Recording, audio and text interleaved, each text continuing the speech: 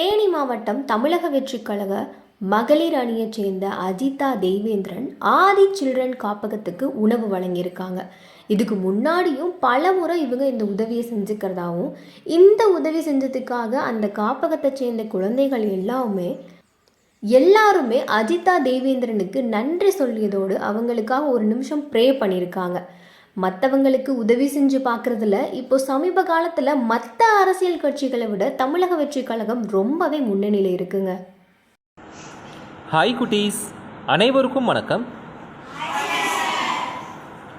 குட்டீஸ், நம்முடைய ஆதி சில்ட்ரன் காப்பகத்துக்கு தேனி மாவட்டம் தமிழக வெற்றி கழகம் மகளிரணி சேர்ந்த அஜிதா தெய்வேந்திரன் மற்றும் குருராணி திருநாவுக்கரசு மேடம் நம்முடைய உணவுக்காக ஒரு பெரிய சப்போர்ட் பண்ணி கொடுத்துருக்காங்க.